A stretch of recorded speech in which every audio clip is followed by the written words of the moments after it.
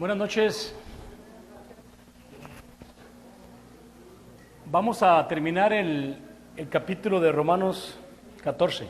Ya es el último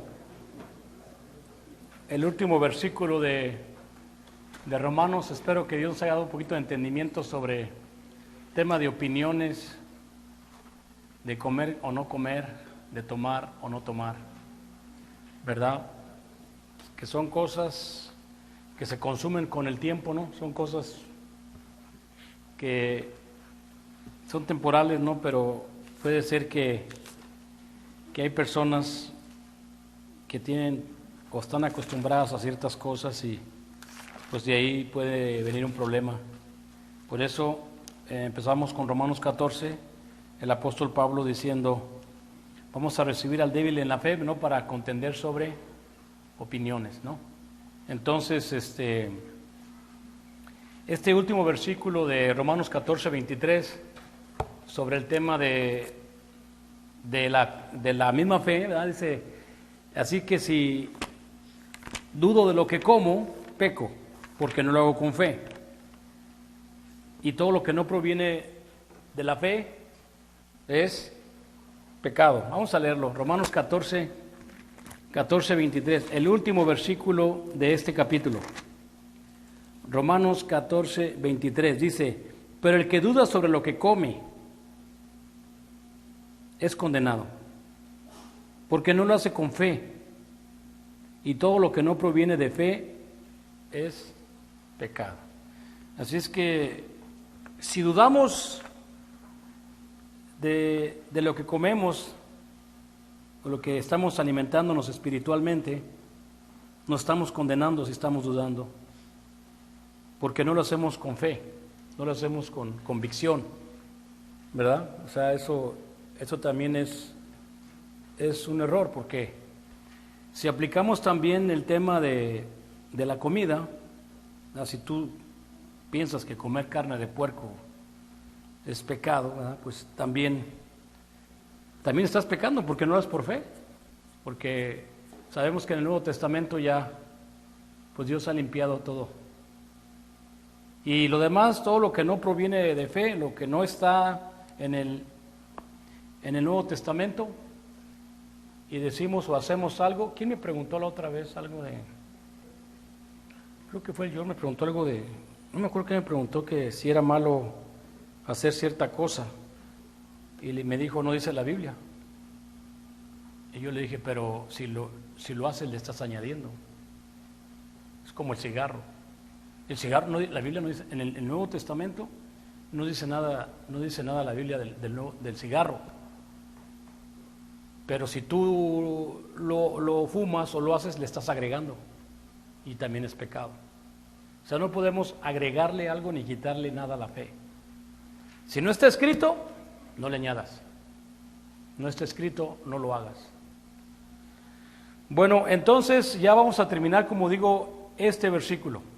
Y estaba diciendo que hay personas en el mundo que pueden pensar que lo que ellos piensan es correcto.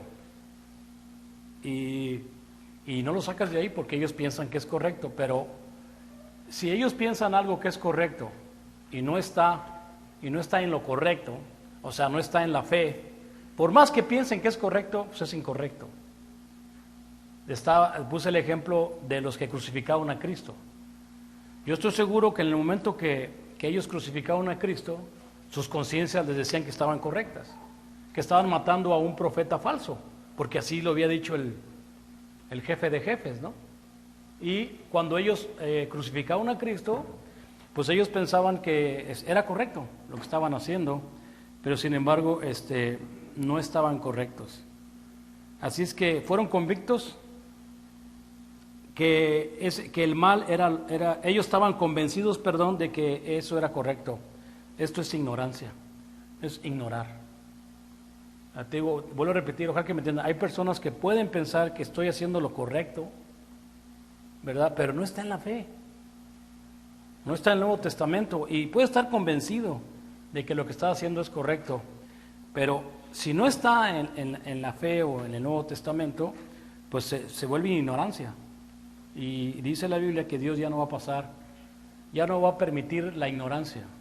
Dice Hechos 17:30 que Dios, pasando por alto tiempos de ignorancia, ¿verdad? Ya no va a hacer eso.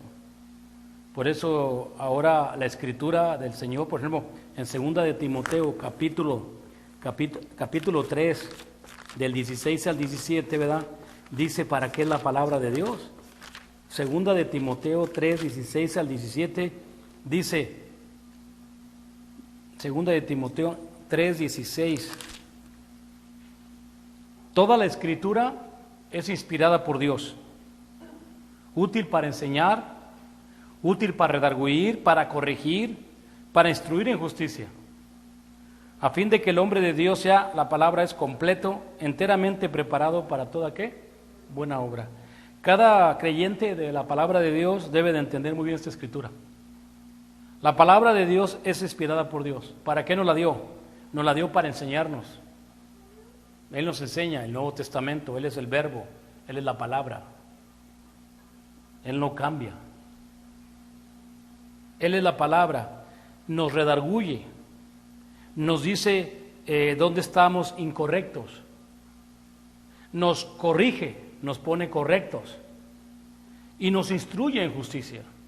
Significa que nos instruye en el sentir de Cristo, en el sentir de llevar buenas nuevas a otros, de evangelizar en la justicia, de que así como Él mandó a alguien a que me hiciera justicia, también a ti te está instruyendo el Señor o la palabra en justicia, a fin de que el hombre de Dios sea completo, que esté perfectamente preparado para hacer toda buena obra. Y la obra es a través de la justicia de Dios. Entonces, pero este capítulo de 14 se escribe claramente porque en Roma había judíos y gentiles que eran cristianos. Y había un pleito entre los judíos que tenían una serie de tradiciones del pasado y los gentiles que acababan de obedecer el evangelio, que consideraban que eso de comidas y de fiestas, pues eso ya no era nada que ver en el Nuevo Testamento, pero había ese conflicto. Y en tiempos modernos puede haber también conflictos sobre el tema de opiniones. Yo opino que eso está bien, yo opino que eso está mal, y yo opino, y esas opiniones se vuelven a veces chismes, y se vuelven murmuraciones, y se vuelven divisiones, porque alguien las empezó y eso está mal, y puro chisme. Hey, si no está en la palabra de Dios, ni lo menciones, no está. Si no está en la fe, ni lo menciones. Puede ser una opinión nada más, puede ser algo que no tiene mucha importancia, no tiene nada que ver. Pero otra vez, por culpa de eso, la iglesia o los hermanos se pueden hacer pedazos, se destruyen y no entendimos el evangelio. No entendimos el sentir de Cristo. Es una opinión, Pancho, ni modo, hay que tumbarla, no sirve para nada. Yo traigo la mía también, tu opinión y la mía valen lo mismo. ¿Qué valen? Nada. Ni cacahuates valen. Como dice Isaías, que dijo de las opiniones del hombre y las justicias del hombre. Son trapos de inmundicia. Todas mis opiniones, aquí cuando uno llega a la iglesia, hermanos, uno va entendiendo que mi voluntad no tiene sentido. Quise imponerla en mi casa, luego me dijeron que no. Y aquí menos, aquí debe ser siempre la palabra de Dios como la única autoridad que debe de haber. Y es donde uno dice, o te acomodas, o te acoplas, o te moldeas, o como dijo el chino, cuello. Es que no hay otra. No hay otra. Es mi voluntad y la voluntad de Dios. Y vamos entendiendo que la voluntad de Dios es mucho mejor que la mía, mejores promesas, mejores bendiciones que la mía. ¿Y a dónde puedo llevar a la gente? ¿A dónde voy a llevar a mi familia? A ningún lado más que al puro fracaso. Eso es el hombre carnal. Vas a tropezar, vas a caer, porque así está escrito en la Biblia. El hombre nacido de mujer, corto de días y lleno de ¿qué? De sinsabores. Entonces, si yo hago mi voluntad, ¿a dónde llevo a mi familia? Lleno de amarguras y de tristezas y sinsabores. Pero cuando uno dice, no, pues entonces yo quiero que se haga la voluntad de Dios, ¿a dónde te lleva la voluntad de Dios? Hay un crecimiento, te lleva la paz, la bendición. Y eso, por eso cada vez que tú opines algo, túmbate ese rollo, no tiene sentido. ¿A dónde voy? No tiene nada que ver eso. Yo quiero luchar por hacer ¿qué? La voluntad de Dios, ¿no? Ahora, acuérdense que también Saulo de Tarso, fariseo, que persiguió a Jesucristo y era muy celoso de Dios, lo hacía con toda buena conciencia él. Vamos a ver qué dice Hechos 26:9. Hechos 26:9.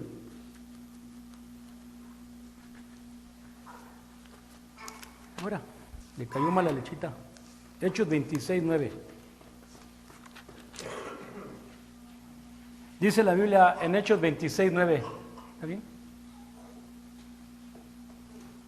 Dice, yo ciertamente había creído mi deber hacer muchas cosas contra el nombre de Jesús de Nazaret. Dice, lo cual también hice en Jerusalén. Yo encerré en cárceles a muchos de los santos, habiendo recibido poderes de los principales sacerdotes, y cuando lo mataron, yo di mi voto. Y muchas veces castigándolos en todas las sinagogas, los forcé a blasfemiar. Enfurecido sobremanera contra ellos, los perseguí hasta en las ciudades extranjeras. Ahí vemos a Saulo de Tarso lo que está diciendo. Y vuelvo a repetirte, él pensaba en su conciencia que lo que estaba haciendo era a favor de Dios.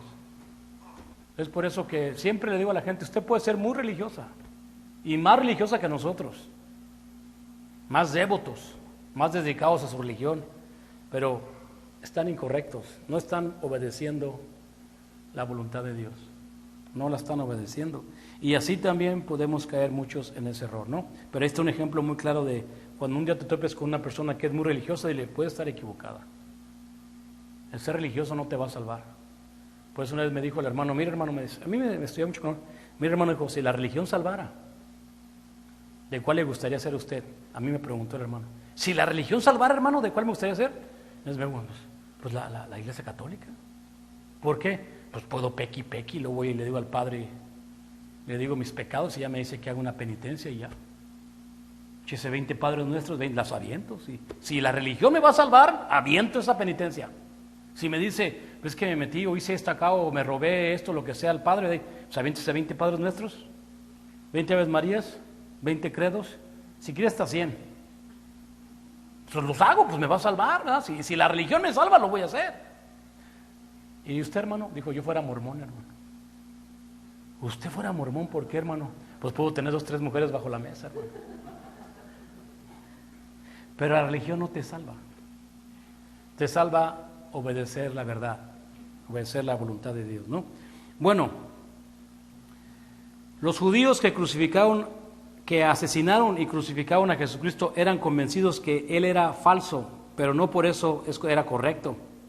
Ellos no dudaron que era correcto. Vamos a Hechos también 3:17, otro ejemplo, Hechos 3:17.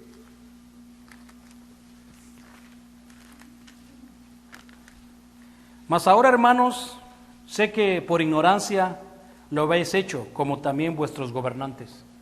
Ahí está, ¿no? Ahora ahí vemos cómo Pedro le está diciendo a los judíos que lo que habían hecho, que habían matado, bueno, el 15 dice, y mataste al autor de la vida, a quien Dios ha resucitado de los muertos, de lo cual nosotros somos testigos, y por la fe en su nombre, a este que vosotros veis y conocéis, le ha confirmado su nombre, y la fe que es por él, ha dado a esta completa sanidad en presencia de todos vosotros. Mas ahora, hermanos, sé que por ignorancia lo habéis hecho, como también vuestros, ¿qué? Gobernantes. Y ahorita nos va a tocar a nosotros. Entonces, ay, ellos no, deja que empecemos a lo que hicimos nosotros antes de obedecer el evangelio, manchole. Así ellos lo mataron, pero también vas a dar cuenta que nosotros también somos culpables de haber hecho mucho daño y haber blasfemiado y a otras personas, y lo hacíamos en ignorancia. Pues todo el mundo lo hacía, todo el mundo lo practica, pues yo también lo voy a hacer, ¿no? Hasta decían que entre más malas palabras decía uno, más machote te sentías, ¿no? Hasta que un día me dijo el hermano, les voy a decir eso, lo voy a decir que lo sepa, ¿no? ¿Por qué la gente habla malas palabras? ¿Por qué las personas hablan malas palabras? ¿Sabes por qué hablan malas palabras la gente? Hay 3 razones, no nomás una, hay 3 razones.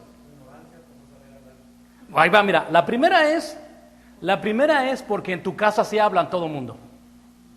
Yo cuando fui a Monterrey, llevábamos agua a Monterrey, esas personas no bajan hijuela, puro hijo, y hablan así puro, y así es su forma de hablar, no te están maldiciendo, así hablan ellos, esa es su forma de hablar, porque así hablaban en su casa, y así siguen hablando con malas palabras, lo ven como normal, algo natural.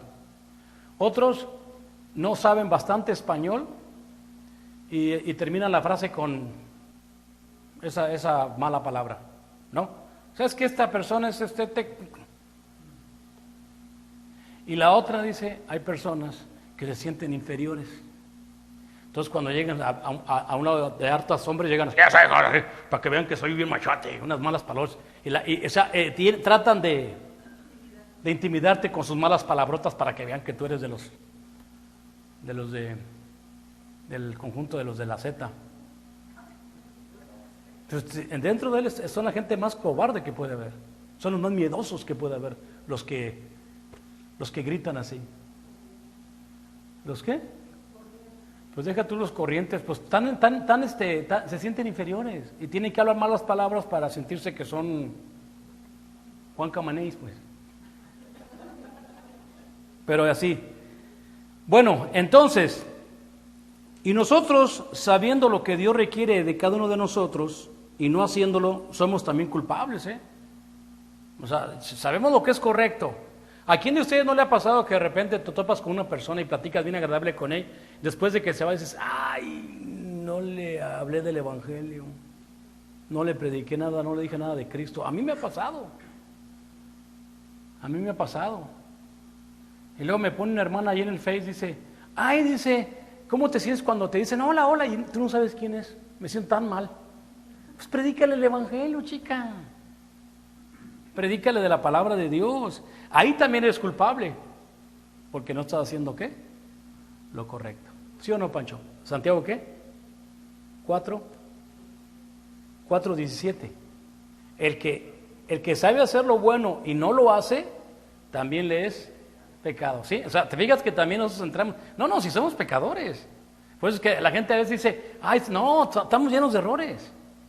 Mira, el no hacer nada también es pecado. O sea, tenemos que hacer lo correcto, siempre que nos topemos, ¿no? Entonces, vamos a 1 Corintios 2, del 6 al 8. 1 Corintios 2, del 6 al 8. Dice, sin embargo, hablamos sabiduría entre los que han alcanzado madurez, y sabiduría no de este siglo, ni la de los príncipes de este siglo, que perecen, mas hablamos sabiduría de Dios en misterio, la sabiduría oculta, la cual Dios predestinó antes de los siglos para nuestra gloria, la que ninguno de los príncipes de este siglo conoció, porque si la hubiera conocido nunca habrían crucificado al Señor de gloria. Ahí vemos claramente cómo la palabra de Dios nos está enseñando que esta sabiduría, o sea, esta sabiduría que viene a través del conocimiento del Nuevo Testamento, es una sabiduría que, muy hermosa esa sabiduría. Ahí estábamos platicando de esa sabiduría. Hay dos sabidurías. Hay una sabiduría que es del mundo. Vamos a leerla, hombre. Hermana, repetirla. Santiago 3:13. Aquí nos enseña dos sabidurías, pero esta que está hablando es la sabiduría que todos queremos alcanzar. Sabiduría 3:13. 1 Corintios 2, del 6 al 8. Sépase bien, ¿por qué Satanás es ignorante? Porque estos líderes que estaban dirigidos por Satanás crucificaron a Cristo y no se dieron cuenta que estaban crucificando la verdad. Si hubieran sabido no lo hubieran crucificado, pero ahí es donde Satanás tampoco sabía ni entendía el Evangelio hasta después que empezó a ver que mucha gente le dio una pedrada en la cabeza a Satanás ahí, Jesucristo con el Evangelio. Es lo de Génesis 3:15 ahí, ¿no? Bueno, ¿qué dije? Santiago 3:13. ¿Quién es sabio y entendido entre vosotros? Muestre por la buena conducta sus obras en sabia, ¿qué? Mansedumbre. Ahí está la primera llave. El 14 es lo que te aplica a no ser un hombre sabio. Dice, pero si tienes celos amargos y contención en vuestro corazón, no os jactéis ni mentáis contra la verdad. Si yo tengo celos amargos, porque puede pasar que muchas veces nosotros andamos con mala intención, tenemos haciendo algo malo. Entonces, muchas veces cuando practicamos algún mal, algún pecado, hay una contención en tu mente, estás peleando muy fuerte porque te está destruyendo este pecado. Pero si estás en ese momento, no mientas contra la verdad. Y ese es un problema, porque cuando uno habla con esta sabiduría, pues, todos son iguales, una bola de hipócritas todos, si te está peor que yo. Olvídate, esa sabiduría está fuera del contexto. Tienes que aplicar la palabra a ti solo. Los mandamientos son para mí, yo y Dios. Mi salvación es yo y Dios. Yo no puedo ver al vecino, no es, yo tengo que ver mi salvación. Pero si yo empiezo a usar esta sabiduría porque tengo celos amargos o porque estoy practicando un tipo de pecado y miento contra la verdad, esta sabiduría no es la que desciende de lo alto, sino terrenal, animal y diabólica. Así es que hay que se lo estoy advirtiendo porque el día que pase sepamos. ¿Por qué no tienes una sabiduría? Tranquilo, platicamos, hablamos con tranquilidad. ¿Por qué? Porque hay algo en mi corazón. Hay algún coraje, hay un recelo que no es bíblico. Y eso produce una sabiduría diabólica. Porque donde hay celos y contención, ahí hay perturbación y toda obra perversa. Esa sabiduría es la que no queremos. Pero esa sabiduría se va a conquistar a través de practicar la santidad, de apartarnos de ¿qué? Del mal. Apartarnos del mal. Pero la sabiduría que es de lo alto es primeramente pura, es después pacífica, es amable, benigna, lleno de misericordia y de buenos frutos, sin incertidumbre, mucho menos de hipocresía. Esa es la que queremos. Esa amistad es la que buscamos. Esa amistad que no hay incertidumbre, que confiamos unos con otros, que no existe nada malo entre nosotros. Y el fruto de la justicia se siembra en paz para aquellos que hacen la paz. Entonces ahí vemos estos dos tipos de sabiduría. La sabiduría que vino era esa, la de lo alto, y la crucificaron. Los hombres de este mundo, que supuestamente son los hombres sabios de este mundo, crucificaron al Hijo de Dios. Si hubieran sabido que a quien estaban haciendo ese daño, no lo hubieran hecho. Igual Pablo si hubiera dicho antes, si yo hubiera sabido, yo no hubiera hecho lo que hice. Porque muchos de nosotros hemos hecho mucho daño, claro, en ignorancia. No sabíamos que eso se hacía, pues todo el mundo lo hacía. Pero ya cuando empezamos a entender la palabra de Dios, debemos de buscar la sabiduría, la que viene de lo alto, esa que Dios te da, porque se da cuenta que tú la quieres. Tú quieres esa sabiduría. Con ella se conquista todo. Ellos se dejaban gobernar por opiniones y no por la palabra de Dios. Era la opinión del sumo sacerdote, hay que matarlo. Imagínate, pues ese sumo sacerdote. O sea, imagínate, aquí tenemos a un hermano que es importante, lo que él diga se va a hacer, está loco. No, pero es que él es doctorado, él tiene la maestría, y a mí qué me importa lo que tenga. Yo le estaba diciendo ayer, y yo creo que por eso yo nunca le hice caso a ningún hombre, nunca he creído en hombres. Si a mí llegaba un hombre ahí y me dijera, yo soy reverendo y tengo el título de quién sabe qué y no peco, yo lo dudo. Ni a mi cuñado que tiene el doctorado de divinidad me hablaban de la palabra, pues enséñenme, no les entiendo. ¿Cómo está esto? O sea que hay gente que respeta mucho el título. Y es que él tiene el título. ¿Sabes por qué mataron a Cristo? ¿Verdad? Él no tenía título. Sí, aparte, pero él no tenía título, él no era un hombre importante, él no fue a la universidad, no sabía nada. ¿Usted no es hijo de María, el carpintero? Es que matarlo, no sé quién es. Carmen, acá el sumo sacerdote, ese viene de la sangre azul, de los descendientes, tiene maestrías. Por eso es importante que nos demos cuenta de que ellos mataron a Cristo por la opinión, no por la palabra de Dios, porque si hubieran estudiado el Viejo Testamento, oye, eso no podemos hacer, nosotros no podemos hacer eso. Se dio cuenta Poncio Pilatos que no es ni religioso, que lo estaban haciendo por envidia. Oigan, ustedes son judíos, ¿ustedes por qué lo quieren matar? Nada más porque dice que es el Hijo de Dios. Luego se dio cuenta que lo estaban haciendo por envidia. Y así también cuando uno anda con envidia, no se da cuenta uno cuando anda con envidia. Este está haciendo esto por envidia, no está haciendo porque quiere agradar a Dios o amar a sus hermanos. Lo está haciendo porque trae algo en su corazón. Así es que lo que se hace por duda o por ignorancia es pecado y no hay excusa. Vamos a Lucas 11, 50, 51. Lucas 11, 50, 51.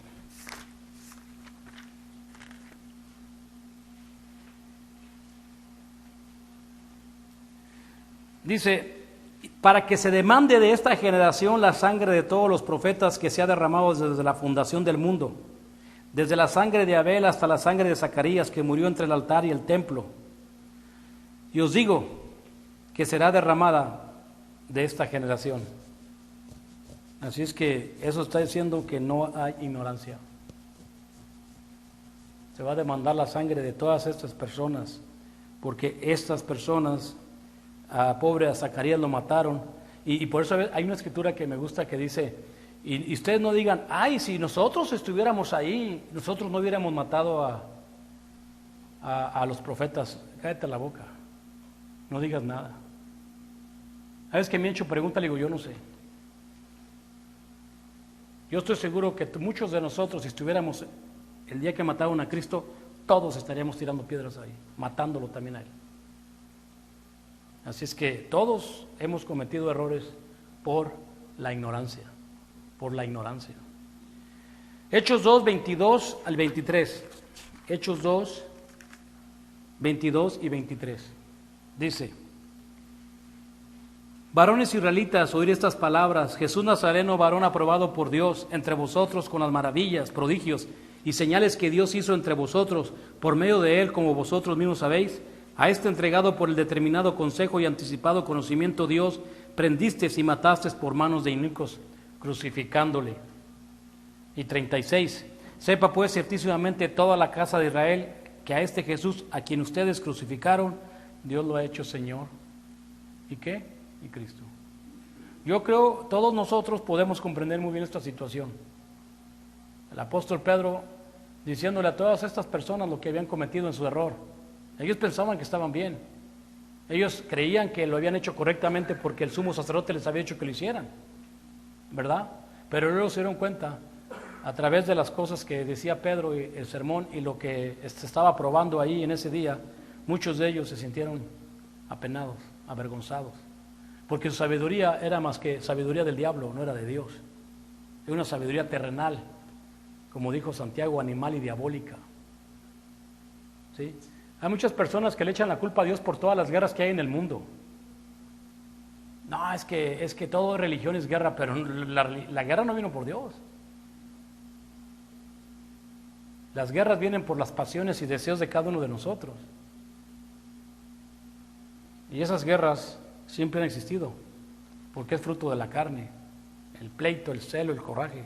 Lo que vino a hacer Cristo es tratar de tumbar al enemigo con el amor, vencerlo a través de sus palabras. Él le dijo, ¿viste que fue dicho ojo por ojo? Yo os digo amar a vuestros enemigos.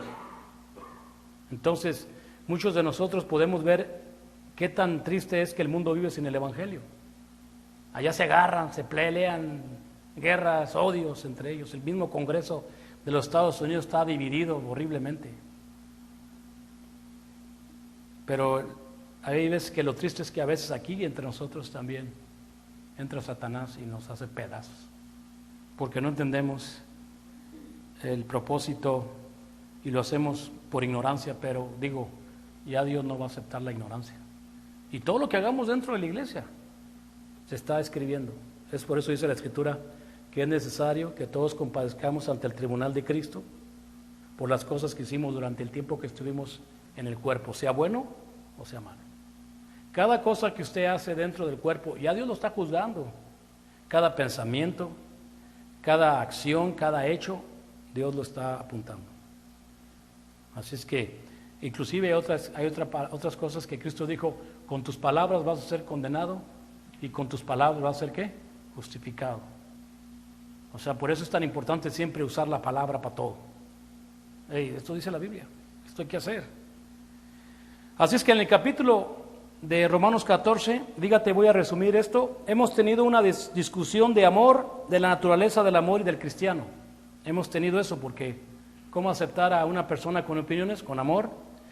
En esta deficiencia de opiniones se levantarán los hombres, serán divididos en diferentes sectas. Pero si la regla de las cuales habla Romanos 14 se sigue, entonces los pleitos, las contiendas y los debates entre nosotros cesarán. Si comprendemos Romanos 14, no hay nada tan cierto y firme que se opone a la verdad y a la verdad de todo progreso, como el orgullo de la opinión. Esto no es nada más que, no es más tan fatuo y sin propósito y sin fondo. Porque el propósito de la verdad es que cada creyente crezca hasta llegar a la imagen de Cristo. Madure espiritualmente desde el más pequeño, el joven, el adulto, todos traten de imitar al Salvador. Pero cuando estas personas causan problemas, muchos salen afectados y se detiene ese crecimiento por culpa de esas opiniones que no tienen, como digo, ni fondo ni nada. Simple y sencillamente son eso, simplemente opiniones. Termino con Romanos 14 y empezamos con Romanos 15. Romanos 15.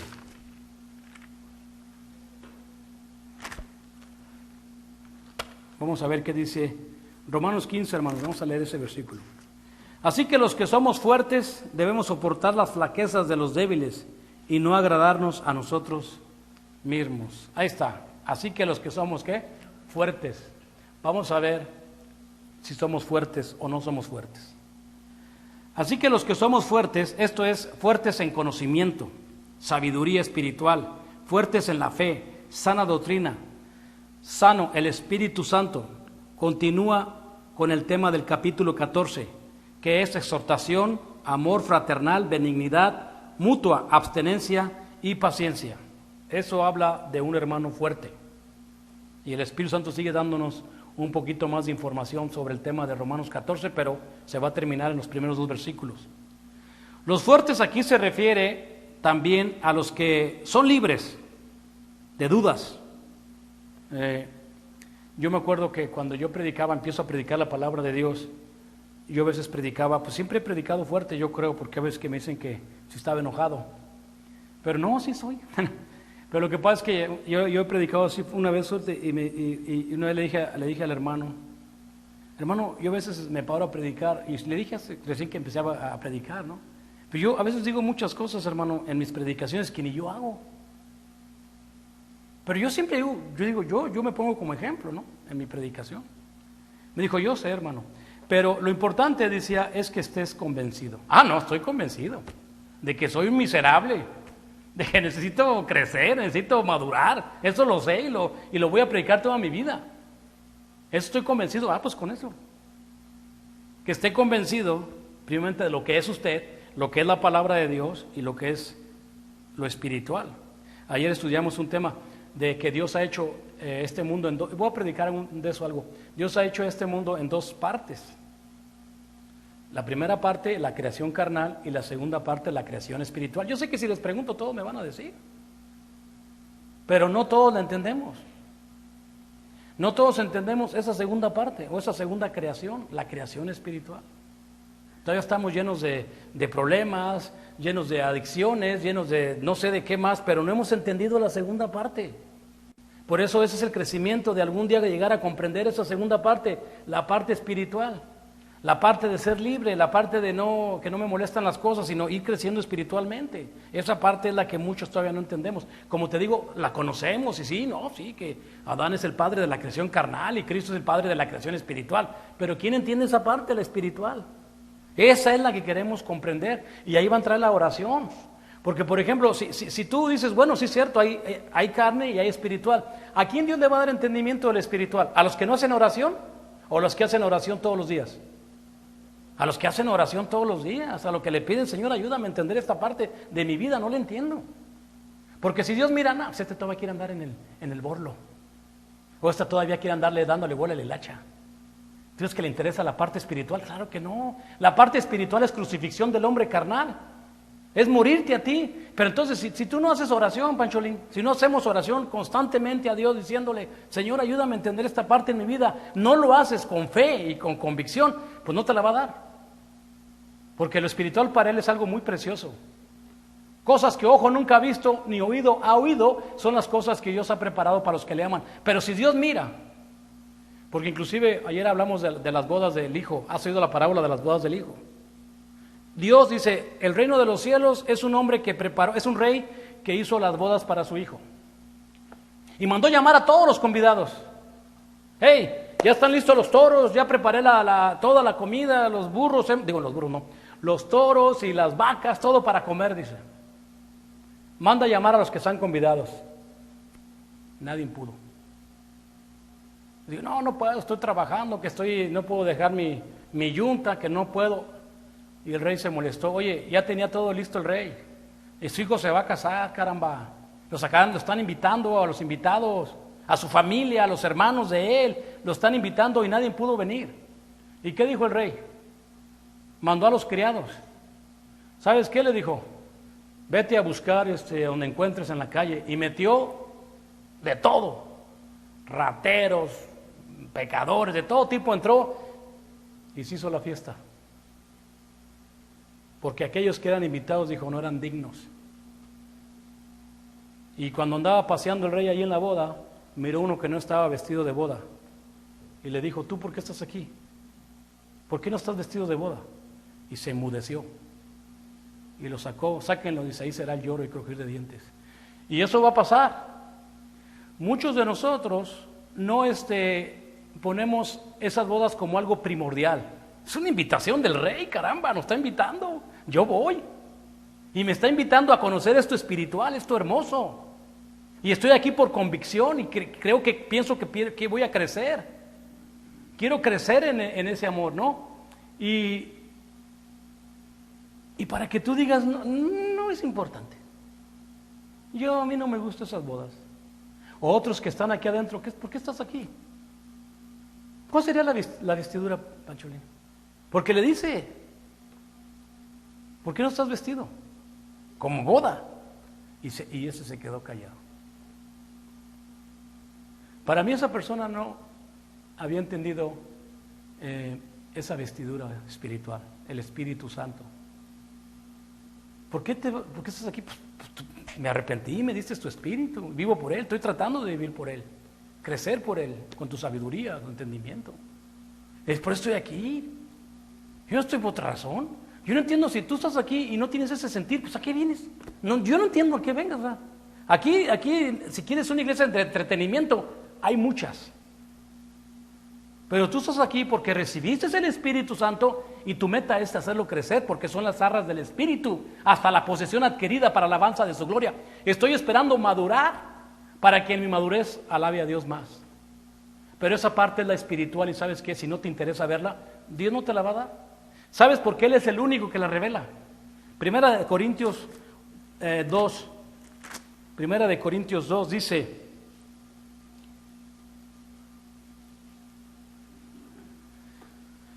2:12, Primera de Corintios 2:12, dice, y nosotros no hemos recibido el espíritu del mundo, sino el espíritu que proviene ¿de quién? De Dios, para que sepamos lo que Dios nos ha concedido. Ahí está. Solamente Dios nos puede conceder esa sabiduría espiritual. Nada más Él. Nada más Él puede darte ese entendimiento. Y si no me lo da, ¿por qué no me lo da? Como digo otra vez, ¿no? Porque Él mira que no quieres, o yo no quiero, y no nos lo va a dar. Pero ahí estamos tratando de que Dios nos lo dé, todos los días, que nos dé esa sabiduría. Así es que, como dije, los fuertes aquí se refiere también a los que son libres de dudas y complicaciones mentales. Esto porque muchos de los muchos que se convierten al cristianismo todavía tienen dudas y escrúpulos. Por eso el fuerte es el que va a ayudar al que todavía le hablan los espíritus en la noche.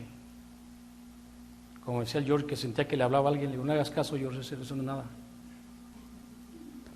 George, si te habla a alguien y te dice, oye esto, dile, tú no eres Dios, ni tampoco eres el Verbo.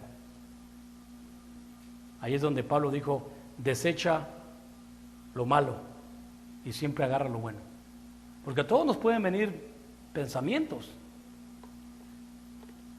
Por eso mismo, el fuerte debe de soportar las flaquezas de los débiles en la fe, los niños en Cristo o los recién nacidos, espiritualmente.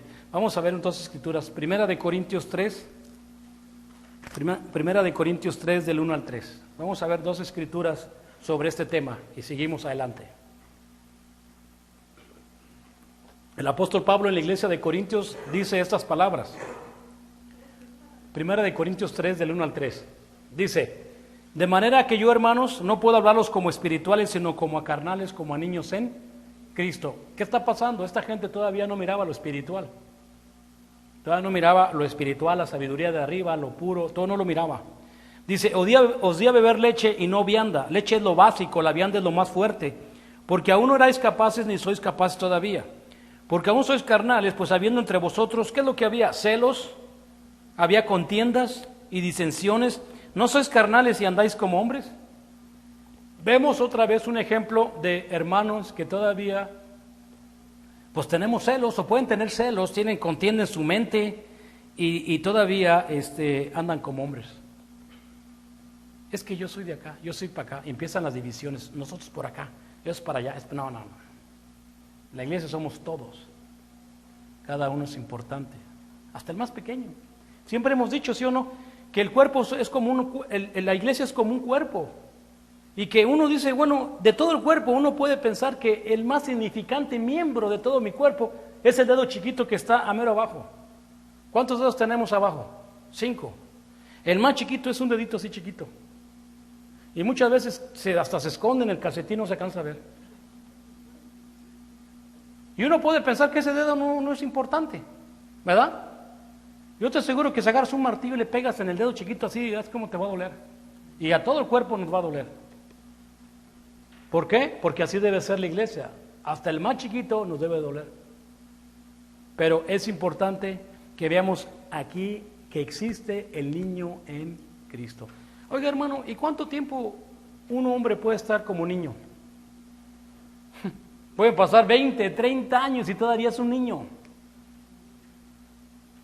Por eso aquel hombre que me decía, es que estas mujeres son que dijo, mamadoras de leche, así dijo. Y le dije, ¿tú quién eres para decir que ellas son mamadoras de leche? ¿Tú quién eres? ¿A poco porque tú tienes ya 30, 40 años en la iglesia quiere decir que tú eres más maduro que ella? O que ellas. Tú no puedes decir eso. La madurez no se detecta por cuánto tiempo tienes en la iglesia. La madurez viene de Dios hacia el individuo. Hay personas que se pueden bautizar hoy y mañana son personas maduras mejor que todos nosotros. Personas que ya entendieron exactamente lo que tienen que hacer, ya maduraron porque ellos ya traían esas características de Cristo. Lo único que les faltaba era obedecer el Evangelio.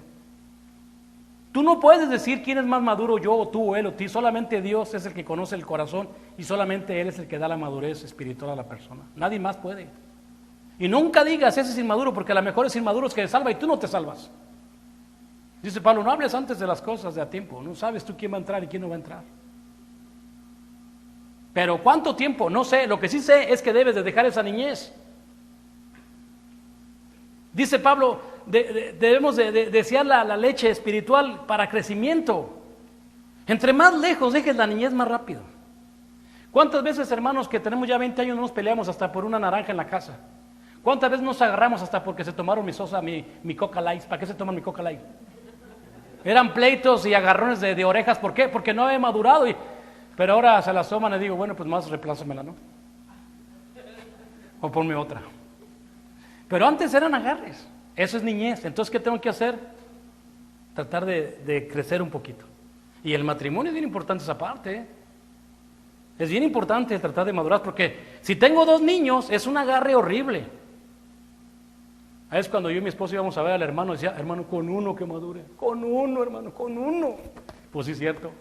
Es que ya con uno, ya el otro no le sigue el juego al otro. Pero cuando los 2 no están, ay, mamá Carlota. Son dolores de cabeza por todos lados. Gálatas 6 del 1 al 6. Gálatas 6 del 1 al 6.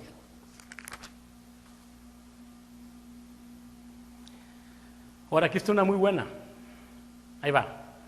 Hermanos. Fíjate, y esto es muy importante, nomás quiero explicarle porque muchas veces me dicen, oye, he oído comentarios, es que el hermano está haciendo esto, es que la hermana está haciendo esto.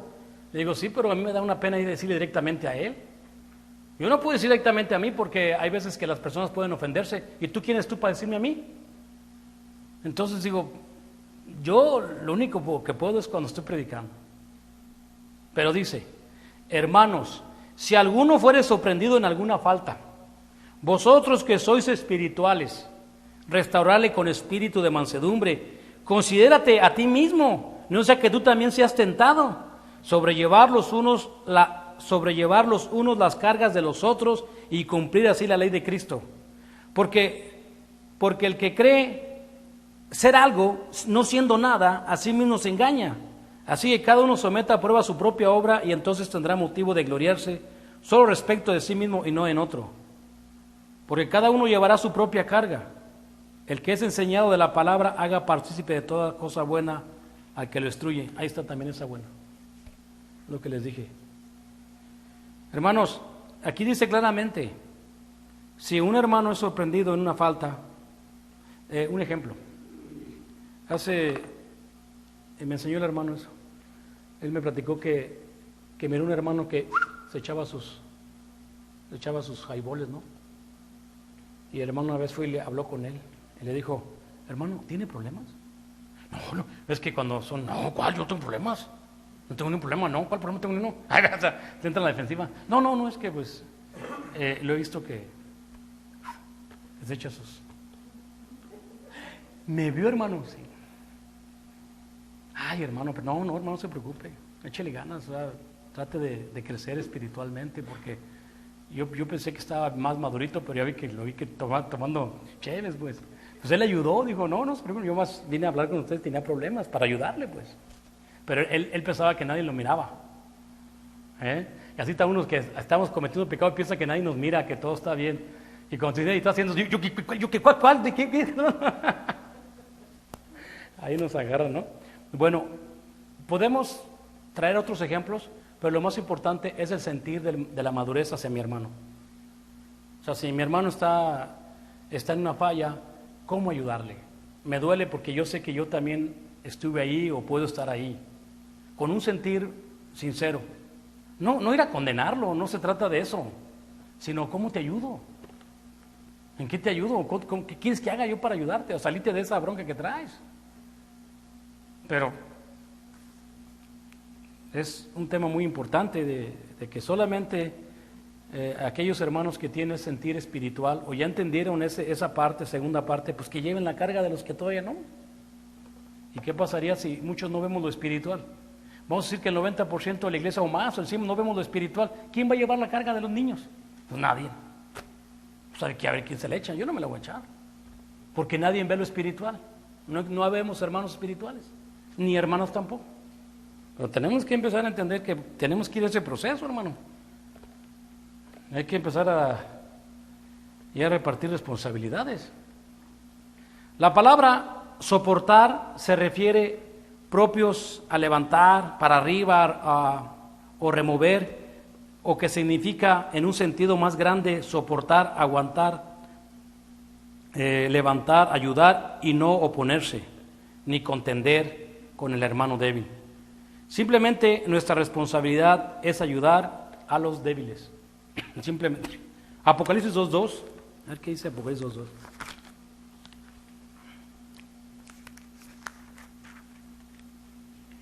Yo conozco tus obras y tu arduo trabajo y paciencia, que no puedes soportar a los malos y has probado a los que se dicen ser apóstoles y no lo son, y los has hallado mentirosos. ¿Por qué puse escritura aquí? No lo sé, pero ahí tiene algo que ver. También, es que tu arduo trabajo. O sea, estás trabajando, ayudando a los débiles, pero ya sabes lo que pasó aquí, ¿no? ¿Qué habían perdido aquí? Su primer amor. O sea, que ya se les había olvidado la misericordia, el evangelio. Bueno, a nosotros mismos, y hacer esto no para agradar a nosotros mismos, no gratificar nuestra propia voluntad, sino negarnos a nosotros mismos para hacer la voluntad de Dios. Vamos a leer unas escrituras. Primera de Corintios 9:19. Primera de Corintios 9:19. Dice, por lo cual siendo libre de todos, me he hecho siervo de todos para ganar a mayor número. Una de las razones por las cuales uno debe de tratar de ser siervo es pues para ayudar a otras personas. Es para ayudar a otras personas que también puedan obedecer el Evangelio. Esa es una de las razones también de ser una persona que lleva la carga de los demás, ¿verdad? La carga de las personas débiles. 9:22 dice, mas me he hecho débil a los débiles para ganar a los débiles. A todos me he hecho de todo, para que de todos modos salve a alguno. O sea, aquí el apóstol Pablo se siente en un nivel de ellos. O sea, se cuenta, veo un hermano que está débil y me hago sentir como que yo estoy igual que tú, que estamos débiles los dos, pero lo hago para ganarte, para que sigas creciendo, que no creas que ahí terminó todo. No, tú ya estás mal, no, yo también estoy así. Así como el hermano una vez que, pues yo agarramos rumbo a Guanajuato una noche, me acuerdo, no sé, a veces nos íbamos en la noche, y nos agarramos, íbamos ahí saliendo de aquí de Imuris, y dije, voy a platicar con mi hermano de mi matrimonio, le dije. Y empiezo a decirle, hermano, dígase que mi matrimonio, cállese hermano, cállese. ¿Por qué, hermano? Mi esposa tiene sangre alemana, hermano. Ya con eso me dijo, no hombre, yo estoy peor que tú, hermano, tengo una de mi esposa que es alemana, ya con eso ya no me dejó que dijera nada. Entonces como que decía, ok, yo te entiendo dónde vienes. Yo también he pasado por lo mismo, por todos esos igual. Y sí es cierto, a veces eso es lo que hacemos, hacernos débiles para ver si también podemos ganar a otros en su salvación. Filipenses 2:4. Bueno, está 1 Corintios 13:6, para que no da tanto vuelta la hoja. 1 Corintios 13:6. No se goza de la injusticia, mas se goza de la verdad. Ese es el amor. ¿Okay? El amor no se goza de las mentiras, no se goza más que se goza de la verdad, del amor. 10:24, 1 Corintios 10:24. A ver qué dice ahí. Al 26. Ninguno busque su propio bien, sino el del otro. De todo lo que se vende en la carnicería, comed sin preguntar nada por motivos de conciencia, porque el Señor es la tierra y su plenitud. Ahí está, otra escritura. Nunca busque su propio bien, sino el del otro. Filipenses 2:4, ahora sí.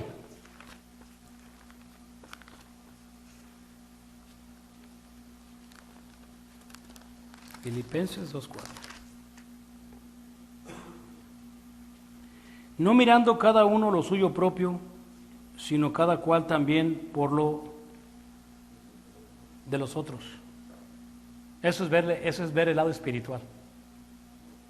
O sea, si nosotros miramos nada más la de nosotros, no hemos entendido todavía la parte espiritual. Nada más miramos lo de nosotros mismos, no miramos los de los demás. No mirando cada uno por lo suyo propio, sino cada cual también por lo de los demás. Ahí termino con Romanos capítulo 15:1 y brinco a Romanos 15:2. Romanos 15:2. Ya con eso vamos a terminar por hoy. El 2 dice, cada uno de nosotros agrade a su prójimo en lo que es bueno para edificación. Cada uno agradamos al hermano, pero para que el hermano crezca espiritualmente. Cada uno de vosotros agrade a su prójimo en lo que es bueno y para edificar. Edificación para levantar, fortalecer, mejorar, intelectualmente, moralmente, agradar, gratificar, de hecho o de palabra, aceptable y honra.